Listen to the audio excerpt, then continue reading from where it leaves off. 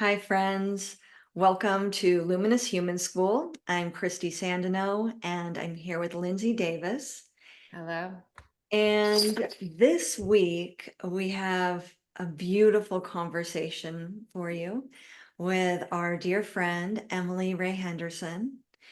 She is so inspirational, and we have a beautiful conversation about awakening to your truth and following it 100% and manifesting a life that you really love. Mhm. Emily Ray Henderson has a lightness of heart that is contagious, and she works gently but deeply with people through their transformation. She weaves her coaching and counseling and facilitation skills in guiding breathwork, yoga, and medicine-assisted journeys. Yeah, Emily follows the shamanic path and works with plant allies in her own self-transformation. She has completed the Psychedelic Practitioner Training with Synthesis Institute and has 15 years of experience working with others on their healing path. She is also a certified wellness counselor, Reiki master, bodyworker, psychedelic practitioner, and 500-hour yoga instructor and facilitator with the Kula Collective and an Alchemy of Breath breathwork practitioner and trainer. So she's got quite a lot of experience under her belt. She offers both group and private sessions online or in person and private retreats. So we are so excited for you to be here with us through this conversation with Emily. It was really incredible and felt so good to connect with her and hear all about her journey. So we really hope that you enjoy this too and really get a lot out of it. So enjoy this episode. Hi, welcome, Emily. We're so happy to have you here with us today, and so excited that we all get to have this conversation today. Mhm. So, what we want to talk about is designing a life that you love. And in that, of course, is this overriding arc of manifestation. And Lindsay and I have been noticing the way that we have approached manifestation has really shifted and become so much more refined over time. And as we talked to you before this episode and kind of prepping for what we wanted to discuss, we were so excited to see that we were already in so much alignment about how things were shifting for us in manifestation becoming so much more concrete and less, like we said, like this living in this floating cloud of these are the things I would like to come to me, and how we can ground those more in our body and our experience Mhm. to really be a co-creator in our lives. So I think what I would love to start with today is, Emily, if you wanted people to just know something about themselves that they most needed to hear for people who are seeking, searching, feeling like things aren't quite where they would like things to be in their lives right now, is there anything you would like to just start with of, words of wisdom? It's so good to be here and to be having this conversation with you. And I guess my current self would love to tell my past self to trust, trust the process. And trust to me lives in the heart.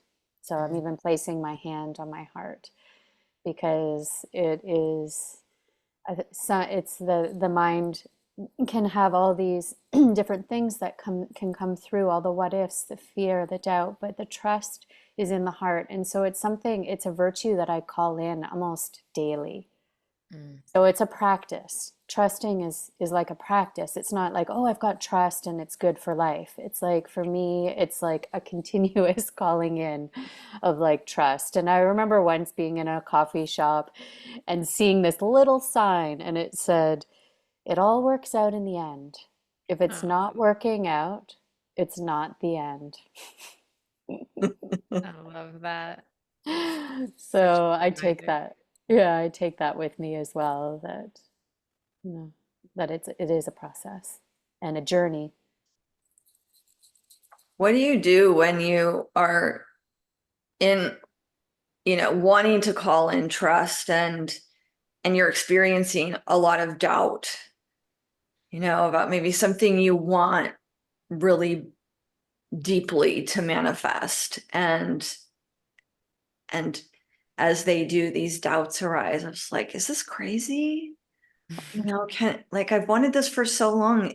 Can it really happen? And then going back into that place of trust in ability and and co-creation with the divine. How do you navigate those ups and downs? Yeah, well, that is a big process.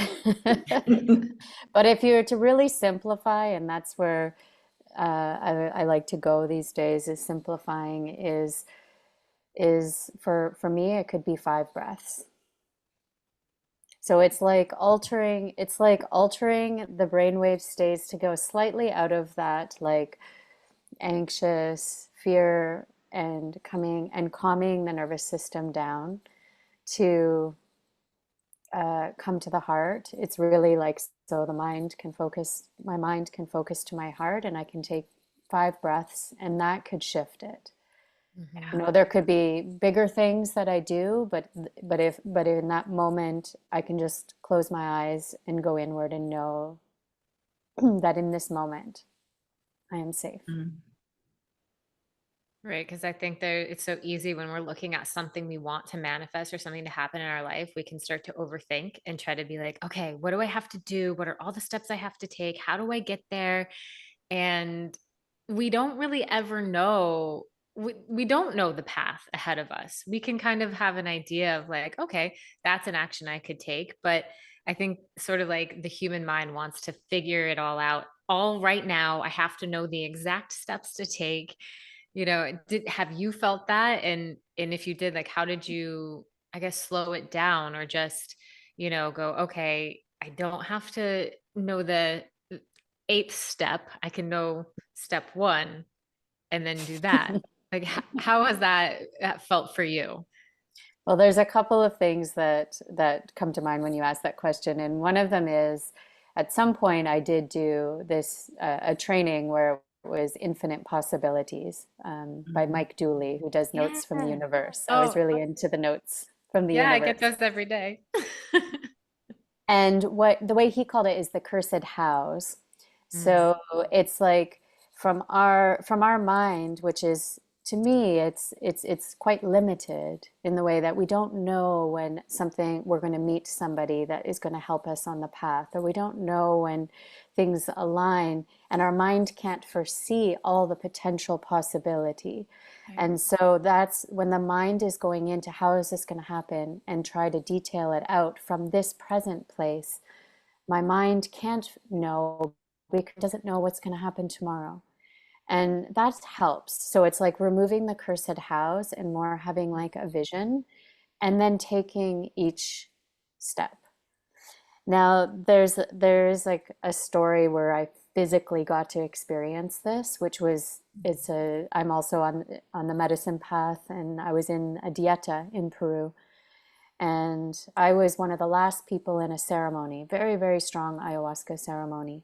And I remember walking outside of the Maloka, and it was pitch black, and I had this feeling, maybe you've had this feeling, where when you wake up in the middle of the night and you have no idea where you are. Mhm. Yeah, like I had this feeling where I had no idea in the universe of where I was. And so I was like outside of the Maloka, and I myself had to get to my little cabana where I was staying. And I knew where that was. Like, I'm like, I've been staying here for a week, so I know where that is. But in that moment, I didn't have a clue as to where I was. So I looked down at my feet and I just started taking one step and another step and another step. And then the path started unfolding under my feet. So I Mm. couldn't see where where the cabana was, where I was going, but the path was unfolding under my feet. And I trusted that. And it was like such an incredible thing to feel in my body, because it was so felt sense. It was like the Mhm. path is literally unfolding under my feet as I go, and my mind does not know where it's going. I And love it was that. such a surrender moment of, wow, it is true. We only know the path as we walk it, and our mind cannot necessarily foresee all that. It And gives me so goosebumps. trust. Good. So like that's where it comes back to the trust and to take that step, one step. Yeah. So that really Yeah. speaks to the action that we take moment to moment. That manifestation isn't so much this idea of like, you know, I, yes, we're calling things to us, but we're not calling things to us by sitting on the couch. Right. You know, we're active participants in our lives, in the creation of our lives. And that there's this kind of co-creation that happens as we take those steps, even not knowing where the end point is. But like you, I feel like the path does meet us as we take a step forward. So we're, you know, if you had just stood there and said, I don't know where I am, so now I'm not moving, you know, maybe someone would have come and got you eventually. Maybe. But it was probably a lot faster to just let your feet, you know, connect with the earth and take those trusting steps forward. Yeah, exactly. It's almost like likened to a GPS as well. Like you can put a location of where you're going to drive to in your GPS in the car, Mhm. but you actually have to press the gas pedal to initiate that. And I like that analogy as well. So it is about these baby steps. It doesn't have to be monumental, but it's almost like a baby step is signifying to the universe, like, okay, I can meet you here Mm. because this is Mm. where, and then something else opens. And then the universe is like, okay, I'll meet you here. And then so it is, those steps are so, so important. Yeah. And of course, along the way, like as you know, we're taking these steps, it's like there can be fears and doubts that come up, you know, in the moment. It's sometimes it's easy to be like, yeah, I just, you know, took the steps and I found my way and yay, it was all good, you know. But it's like, ooh, what else are we being met with like during that time? It's like, ooh, do I want to take that step? Oh my gosh, I'm not sure. Okay, I'm gonna do it. But you know, the mind can do all kinds of things and maybe try to trick us off that path sometimes out of this like let me just stay safe when what I know, you know. So I'm sure you've experienced those doubts and those fears arise at times. And you know, how do you feel like you navigate that and move through those moments of hesitation and just continue to trust in the unfolding of it? Yeah. So fear is a really big one, right? And it's attached to a lot, Yeah. to past experience, even to and to ancestor, to my ancestors is where I connect it, a lot of it too, as Mm. well, because it's like passed through the lineage. So fear, well, the one thing that overrides everything for fear is, to me, the definition of courage is feeling the fear and doing it anyway. Mm-hmm. And so that it is okay to feel fear and to take a step. And sometimes that's how I've been, I guess, taken from non-action to action, or that's taken me into mobility. And an example of this is a big life change, which often I'm working with people in big life changes, and I've done big life changes. Yeah. And I remember, there was a moment when I moved from the corporate world into the holistic wellness world, and I was moving country, Canada to Mexico. And Massive. yeah, and I had very little money in my bank account. And I remember just thinking, first of all, if I don't do this, I don't know like what else I'll do. So it's like I was at that point Mm. where it was like I had nothing really to lose, because it was such a strong propelling, like I felt it so strongly because I was so ready for this change. I was so ready, like, and so the way that I sort of talked myself through this fear was, well, the worst case scenario is I go back to where I was before. Yeah. Yeah. So that's the worst case scenario. So it was a leap of faith. It is like sometimes in these big life transitions, it feels like jumping off a cliff, and that's really what it was. And it was a leap of faith. But that step was what helped me on, well, it's basically opened up the entire path that I've led up to this point. Mm-hmm. What was happening inside of you? Because you were coming from a corporate career and then making this big leap into the wellness industry. As you were deciding to leave your corporate career, like what was happening that was your jumping off point for saying, this life doesn't feel aligned anymore, and there's something else calling me? Like, before you got to the big leap, what were some of those steps or thought processes or questions you asked yourself before that? Yeah, that's a really good question, because that's really, I really understand mm, that moment, because everything I'd done in my life led up to me working in this office, in this big office with a Yeah. huge amount of cubicles, business degree, into working my way through into this. I was working in HR at the time.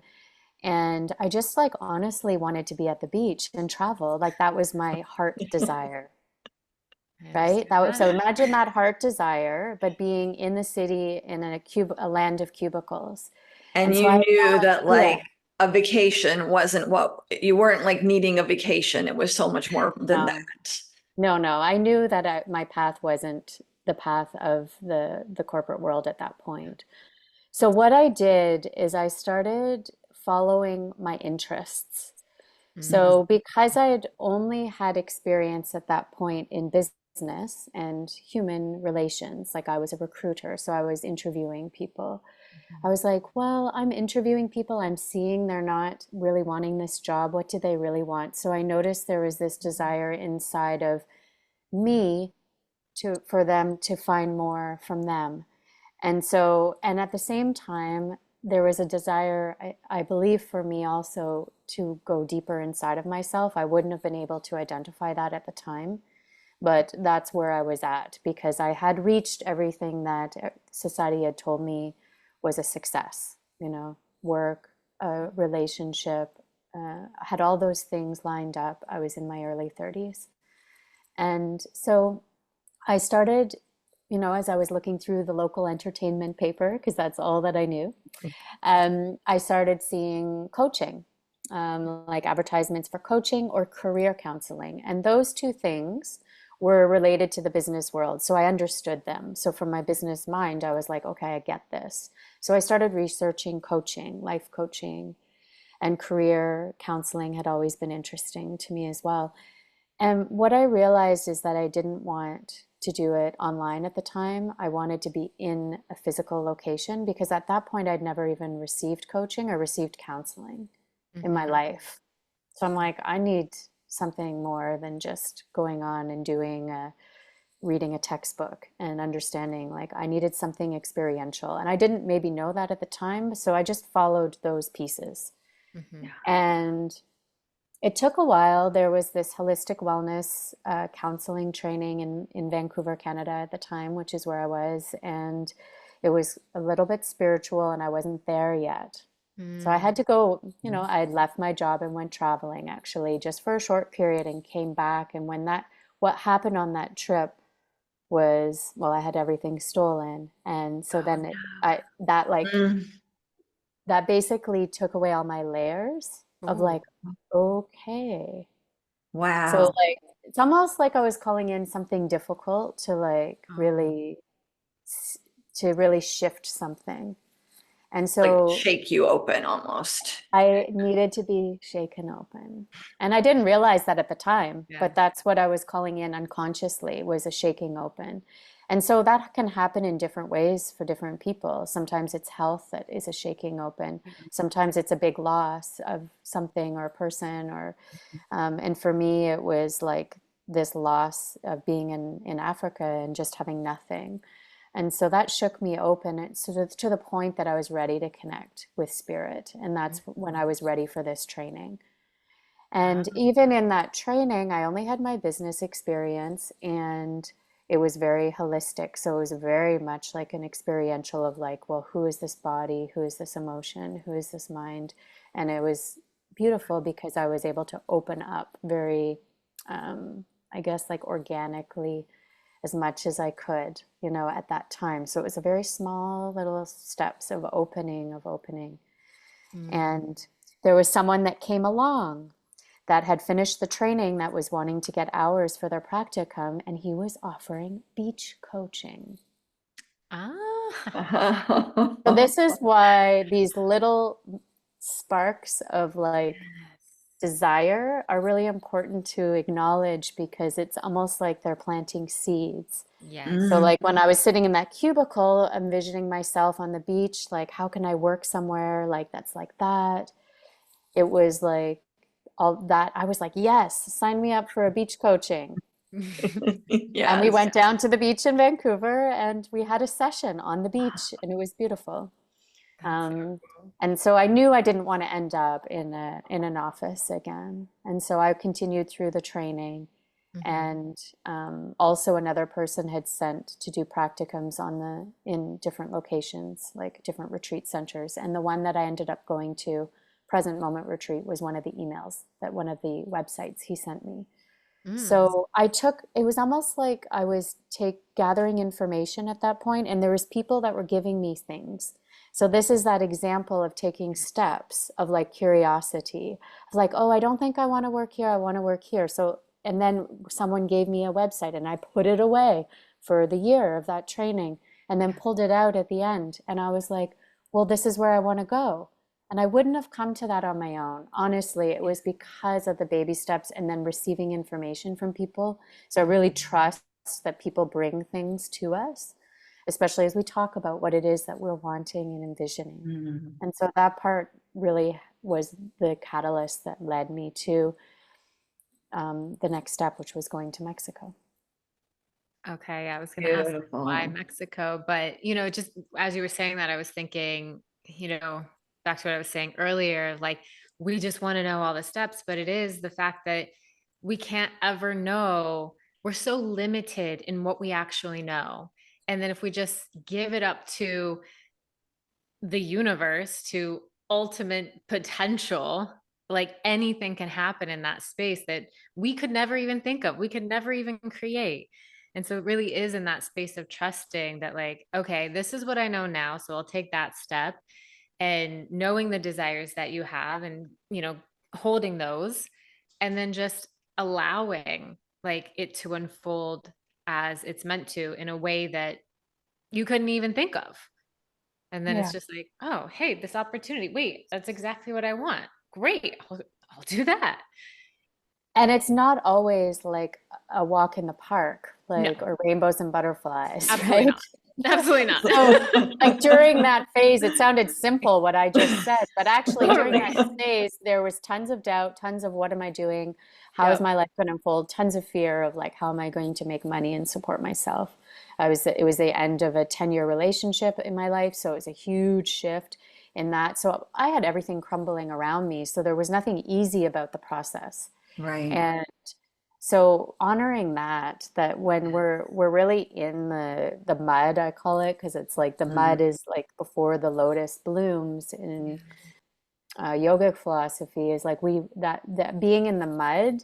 I really now after all this time I've put myself through the mud, I trust it because it's like, oh, something is being birthed here and I don't know what it is. So if anyone's listening right now that feels like they're in the mud, then know that this is exactly where you're meant to be and that there is some way through it. Just follow little sparks of like what feels moments that feel good or that are of interest. Like don't ignore those because that's those sparks are really what propels us through.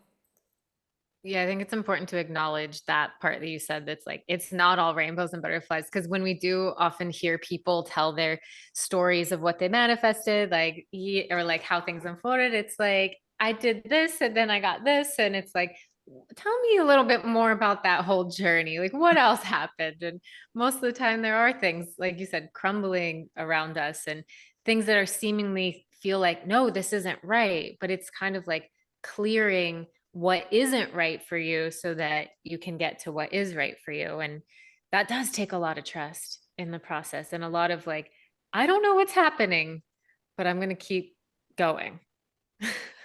Yeah. Yeah, and there's a lot of pain that can come up of letting go because it's letting go of Yeah. old paradigms, letting go of old jobs, relationships, people, um, housing, whatever it is, like all the different aspects of life to Identities. become identity. That's the biggest Yeah. thing. Letting go of identity. Oh my Yeah. gosh. I know what was coming up for me when you were speaking about all that is the grieving process, like we're creating something new, but there is almost like a grief of the things that we let go of. Like, of course, when a relationship ends, there's so much grieving. Um, and so there's that dichotomy of the feeling, all the things that you have to feel to let go, but still in that reaching for, like you said, those pieces of, but what's calling me forward? So that can be a lot to, when I think about all those pieces, it makes it so clear why there can be this resistance to change. Yeah. Oh yeah. When we're talking about manifestation, we are talking about change. Like, how do we change our lives? I want something different from what I have right now. Mm-hmm. And so it's calling us forward to that hero's journey, to that part of us that's going to have to feel a lot of things that don't always, that we can like, that are so easy to avoid. Like our lives are filled with a lot of distractions, and to make change, we're going to have to feel Uncomfortable. uncomfortable. Yes. Mm-hmm.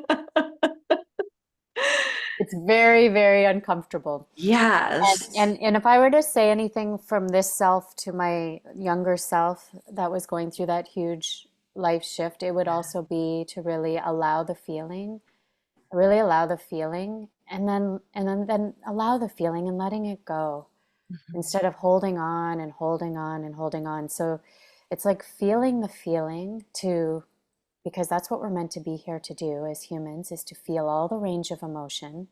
And that's all the ranges, the uncomfortable ones and the positive or negative, we can deem it that way. But like it's to feel everything and then to let it go instead of ruminating. And so that ruminating, I've gotten caught up in that cycle of like continuing to recreate the feeling, when really the nervous system can release emotion in 90 seconds. They've studied this, science has studied this. So I'm like really practicing that now, instead of getting stuck in something, but like really feeling it, going to the depth of grief, crying it out, and then letting it go. Keep on walking forward. And that would be a huge thing that I would say to myself, is like, please, like, just let it go, and then use the mind in the Jedi mind, which is the meditation mind. Focus the mind on something else. Mm-hmm. Focus the mind on that moving forward. And there's some people in my life that really do a good job doing that. Yeah. And don't you think that some of that is I guess what I'm feeling for myself in some of that, because I have in the past had a lot of trouble letting go, and I've spent a lot of time ruminating about like the end of relationships and why did this happen and what if, and it should have been, all those kinds of tracks you can go down. And what I think I've been realizing is that after you do give yourself the time you need to just feel the feeling, that then it's a choice. It's like a decision, like, okay, this did not work out. I know that I'm like, if it's a relationship, I know that I'm meant for a beautiful relationship that supports me and I have so much love to give. So it wasn't that. So I'm deciding now to take steps forward and follow those breadcrumbs of joy and what makes me happy, and bringing that joy back into myself, into my life, because I can give love to myself. Like all those things I want are not just things I need to get from outside of me. I can self-resource as I'm reaching for my goals outside of me. Yeah, and it's a lot to keep focusing the mind back to that, I find. Yes. And I'm noticing that I'm just recently have had this experience of letting go of a connection. And I had those moments of 90-second crying, of 90-second tears. And so I was watching that and then noticing yesterday that my mind was starting to wander to this person. And so then that's when I knew that there's a choice, right? It's like shift the focus just 1 degree somewhere else. And that is that kind of warrior work as well, of like working with the mind. So there's definitely a Mm. combination of that, of like feeling all the feelings and then noticing when the mind can be, let's time to shift this. And it literally works. It's just like a lot of work. It can be a lot of work. Especially when All you right. first get started with the Yeah. practice. Oh It's like, my okay, gosh. what am I So doing? like for me last night, it was like, okay, I'm gonna play guitar and just like play and sing through this, and just like, and Mm. that was one way. And the other was, like walking down the street. Okay, I'm gonna look at this beautiful flower. So it's just like, it could even be my moment to moment, but it's like, that's that training of the mind. Yeah, I find that some days it's just like, okay, how much can I be in the present moment right now? Because all of that stuff is just, it's not the present moment, it's the past, it's the future. And it's like, how can I just drop into like right now? And and you're right, like it does take some effort and some work, because as soon as I'm like, I'm in the present moment, and then I'm like, look at that beautiful flower, and then I'm like back to thinking about something else. And I'm like, wait, no, I'm being in the present moment. Remember? I'm like, here. But it's such a beautiful practice. And of course, as like you do it more and more, it becomes easier to go, okay, this is the present moment. This is what matters right now. Can I practice and focus my mind on now, which is everything? Everything is now and now and now. That's it. Yeah, I find the breath so helpful too for coming back to that in that moment, right? Mm. 100%. It's so Yeah. physical too. Like it's nice to we can shift the mind and have that as a guide, but there's the breath embodies it. Like Mhm. that feels like such a nice tool that we have. Absolutely. Yeah, I wanted to kind of mention that because we all met through Breathwork. That was our connection. And when in your journey did Breathwork show up for you? You know, you went to Mexico. I'm sure you did a lot of things. You know, like how did Breathwork find you? Yeah. Well, the journey has been a long one. So 15 years since that initial shift, I would say almost 15 years. Um, so breath work was partway through that journey. And I know that yoga was really instrumental for me to start connecting to my body. So the universe plunked me in a yoga retreat center where I had free yoga. I wasn't Oh, teaching yoga, but I had free yoga on the beach. uh, So I'm so Wow. grateful for that. yeah. But it took, that alone was a journey of like, I'm bored of yoga. I don't really like this. Mm. And then a yoga teacher saying to me at Ashtangi Yoga, trained in Mysore, finally, after a couple of years of being there, and I'd shared how I was bored of Vinyasa yoga, Mm. that's a sure sign of something when, and this woman says to me after the class, she's like, are you even trying? Well, the teacher said that? She said that. And I was like, actually, I'm not. I'm not really trying. And from that day, I started trying. It like so it was really helpful. Like sometimes people that are like a can be like a a difficult that was a difficult moment for me. But it Yeah. woke me up to go, I am just going through the motions because I'm stuck in my head doing this practice. And Yeah. then she taught me all of the benefits of yoga with the bandhas and breath and movement with the breath and Mm. ujjayi. And that's when I started connecting to my body more. So this took time. This took years of me to really get to that. So then that's where I connected breath with movement and got super excited about yoga and did that training and started teaching yoga. Then there was another level where so I really was on that yoga path and with Mhm. something called the Kula Collective, who I'm still with today, where Amazing. we're teaching trainings. And so the peers alongside of me were on that path too. And we all together went to Bali. Mm. And that's at that time and we wanted to go to Bali Spirit Fest. So at that time, that was a leap of faith for me too. It was in the middle of me working, and it was the middle of me like, oh, I should be working, but I'm going to go do this. And I ignored that should. And I was like, I'm doing this for my spirit. And I Yeah. left in the middle of my work period and I just went to Bali. And and at that time at Bali Spirit Fest around 2016-ish, 17 maybe, that was a huge time in Bali for breathwork. So there was a lot of different breathwork schools that were being birthed through there, and Yeah. Alchemy of Breath was one of them. And so I did a 2-day training after Bali Spirit Fest where hundreds of people were breathing together Wow. and just seeing the power of the breath. I was feeling very called to guide it, and that's when I met my teacher with Anthony with Alchemy of Breath. Mm-hmm. But rewinding towards that, it was almost like I had received a session because I was doing more massage training, so I was on a different Mm-hmm. path. And I was in El Salvador, and this was 5 months before Bali. And I was on a rooftop receiving a breathwork session on the ocean with under the moon with a bunch of people. Wow. And I had this breathwork, it was a conscious connected breathwork session. Okay. And I connected with something way beyond myself.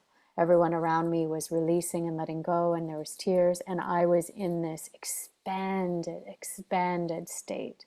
And I was like, I want to offer this. Like I felt Mhm. it in my body because I could feel all the releases that were happening around me. And so I had a call to breath Mhm. work before I got to Bali, but I hadn't done much research. I just knew I'd had that experience. And so Mm. again, it was something I didn't know that I was going to be doing Yeah. years earlier as I sat in my cubicle. It was that experience that led me to, oh, yes, I want to lead this.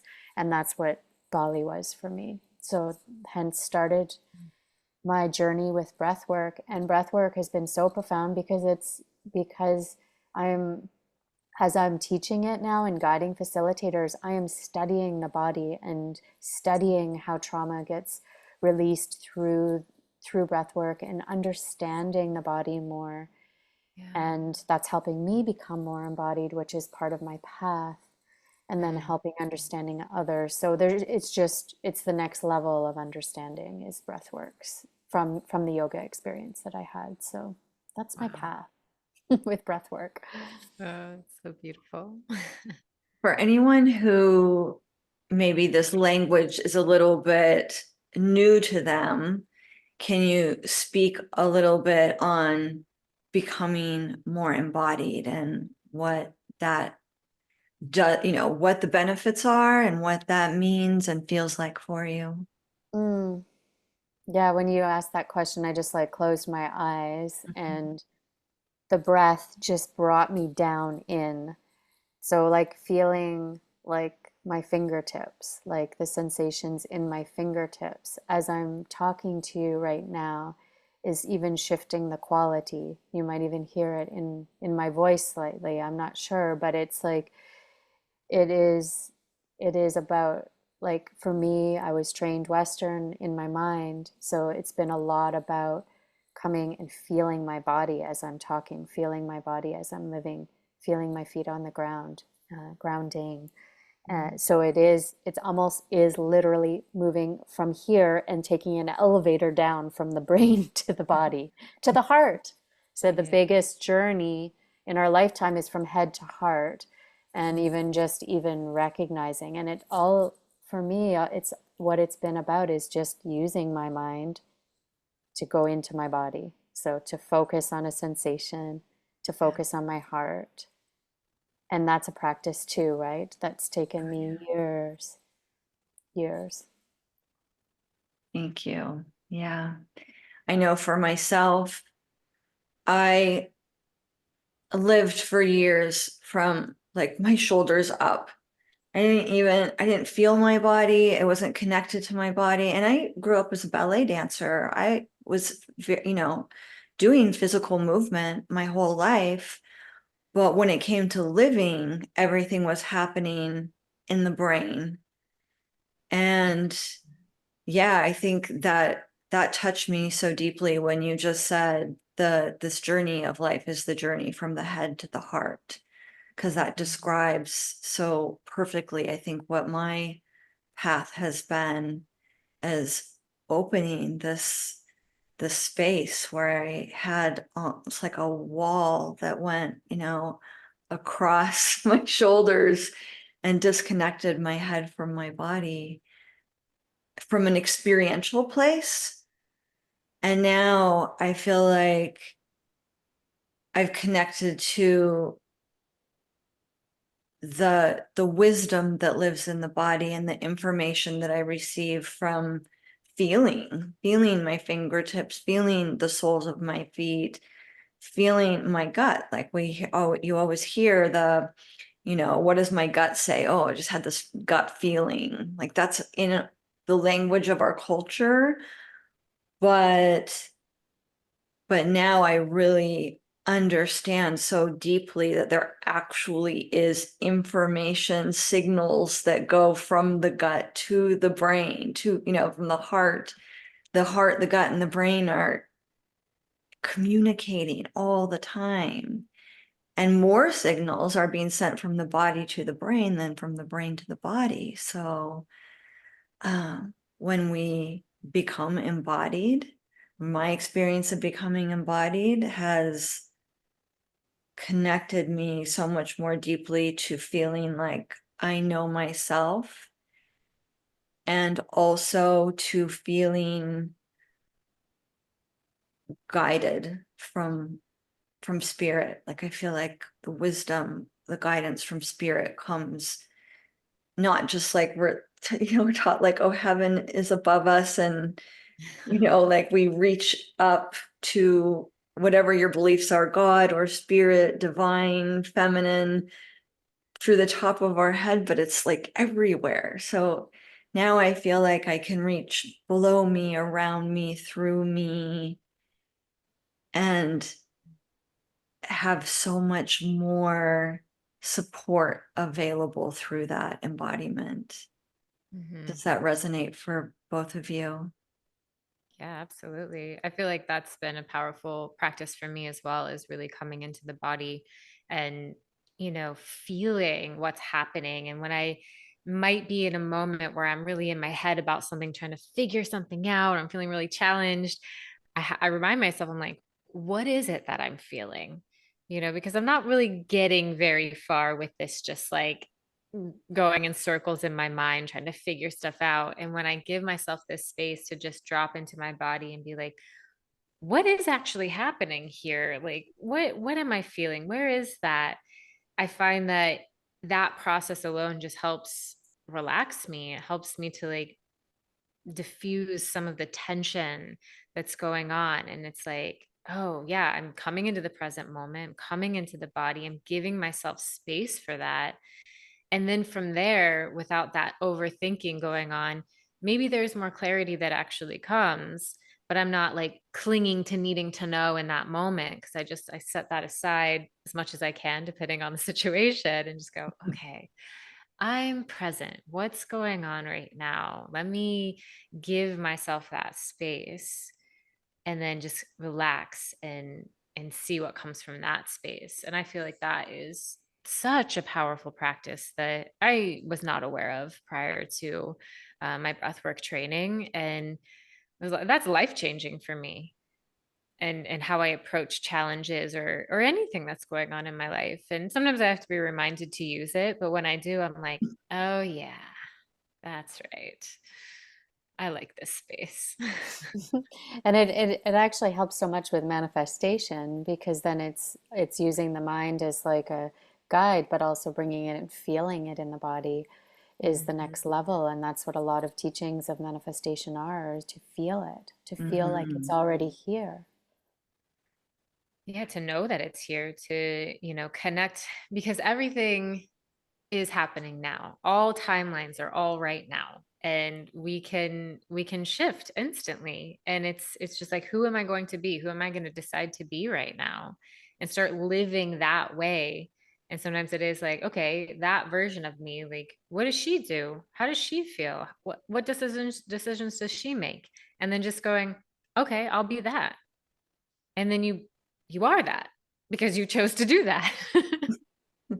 I mean, that alone is so powerful, and not like, oh, I want this thing, I hope it comes. It's like, just be it now, and let the 3D reality start to unfold and reflect back to you what you've decided you want to have and who you want to be.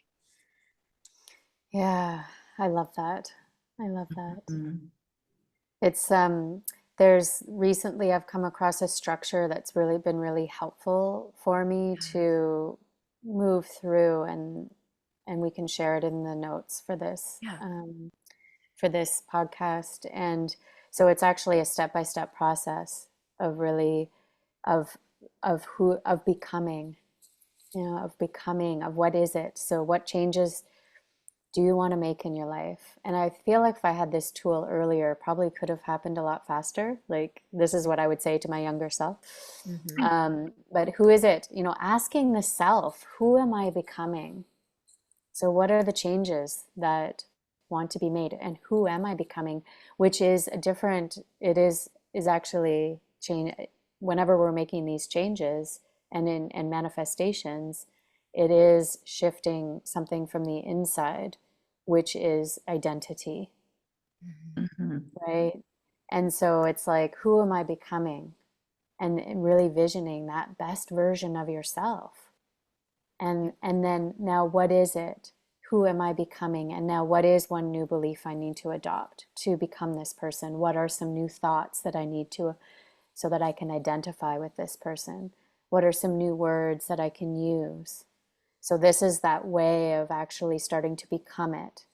So it's like, so it's actually step by step writing it out. What actions do I need to take? Because everything in becoming, changing, manifesting is based through beliefs, thoughts, words, and actions. This is us creating the reality of our life. And why does it matter? Like, is it actually something I want? You know, like, or is it something my parents want? Or is it something society wants? Mm. Like when we're, and so sometimes if that's out of alignment, then that's a good step to go, oh, actually, I can shift my focus now. Yeah. Um, Yeah, those are, because if it's, go ahead. no, I was just say those are such powerful questions. Yes. Yeah. Yeah. Yeah, I think that's an important one. Like, is this what I want? Like, how often do we reflect and go like, wait, why do I want this? Like, we might think, yeah, no, this is what I want because for so long somebody told us from a young age, like this is what you want.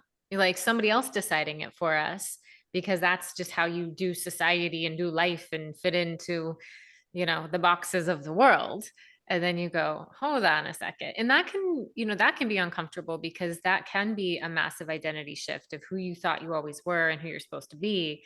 And then go like, oh my gosh, I don't want that path. I don't want that. What do I want? Yeah. Hmm. Yeah. And we receive these messages in so many ways. They're subtle. It's not like when we say, oh, that's something my parents wanted for me. They might not have ever said that. It's Mm, just telegraphed in so many ways of what you're praised for, what you're punished for, the belief systems that you're exposed to just in growing up or in school, in the communities that you belong to, in television, in the billboards we see when we drive around. It's telegraphing what we should like, what we should look like, what we should be going for, what we should want. And so people can go a lifetime without asking these questions. mhm. So when you really start to ask, where did this come from? Why do I want this? You want to give yourself lots of space for that to unfold. It's not like you sit down with your journal one afternoon and you ask these questions and then the perfect answers pour out of you.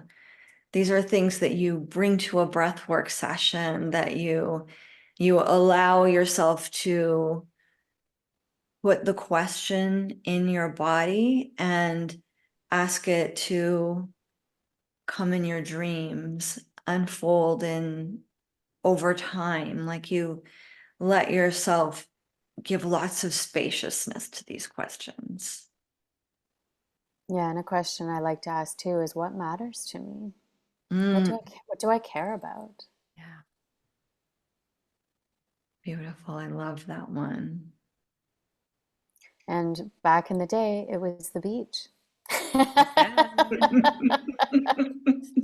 I still love the beach. I know. Yeah. Oh my gosh, what a beautiful conversation. I feel like there is just, this has just been a master class in creating your life from the heart, Yeah. and just appreciate your sharing your path and your heart and your wisdom with us, Emily. Mm. Yeah. And I'm curious, were you gonna say something?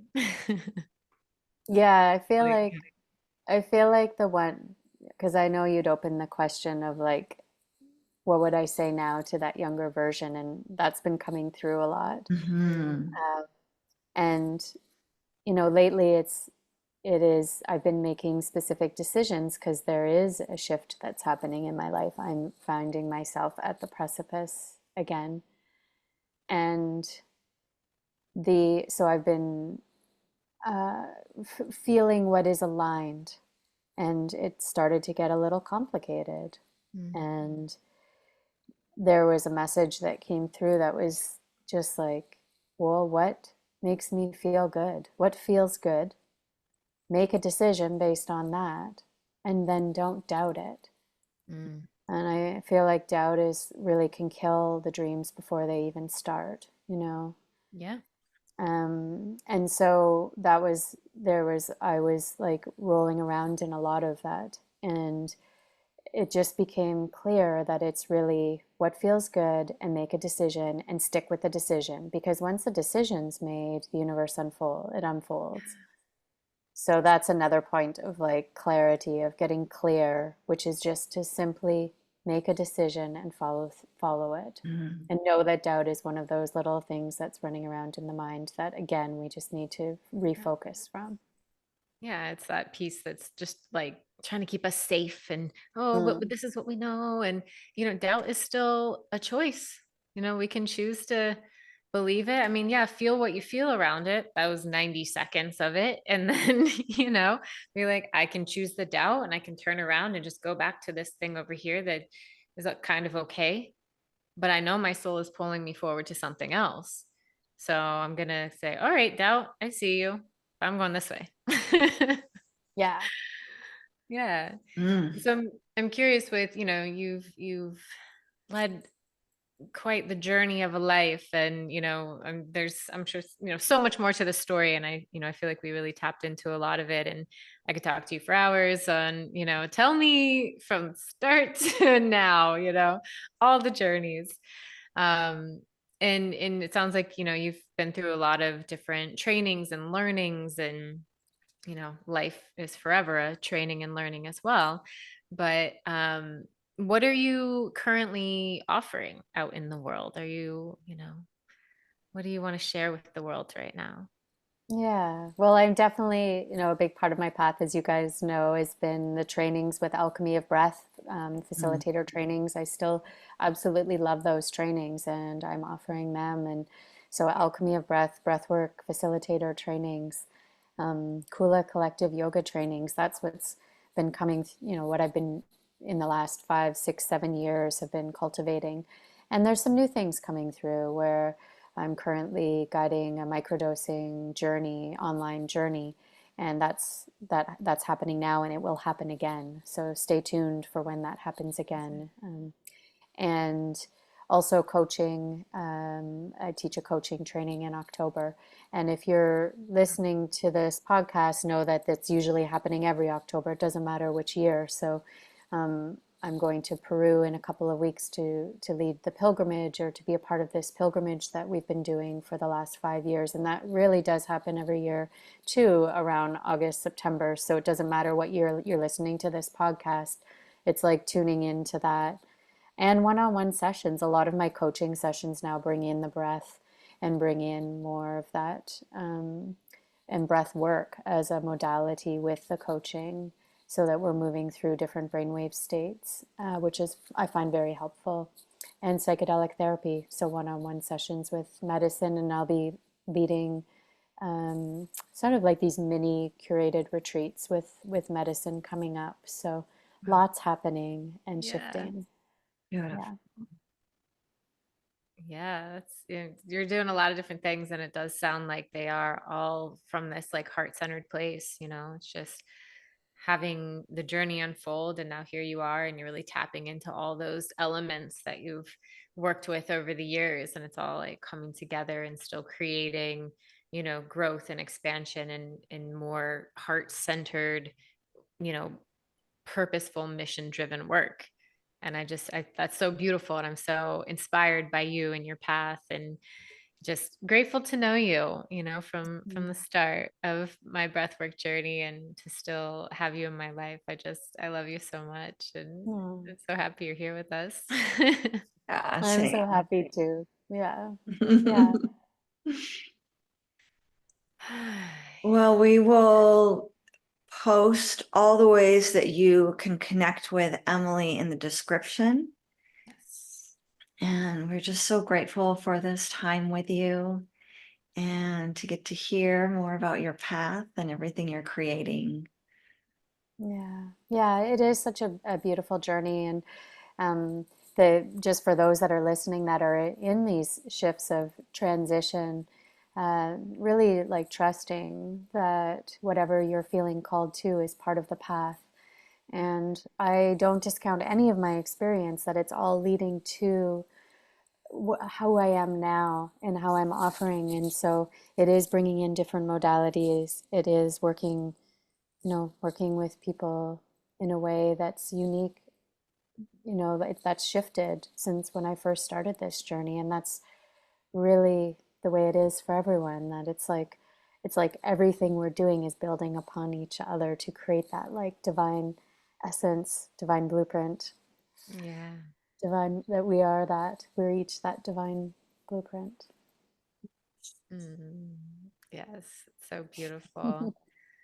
Thank you so much, Emily, for being with us and sharing so much about your journey and just the wisdom that you have and the path that you're on. And I really feel like the people listening to this will absolutely be inspired by what you've shared and some of the practices that you've shared as well. So yeah, just thank you again for being with us. And thank you to all of our listeners for being with us as well. So any final words from either of you? No, I feel like that's perfect. And just want to say to our listeners, we love you so much. Yeah, so much love. That's exactly what I felt too. So much love.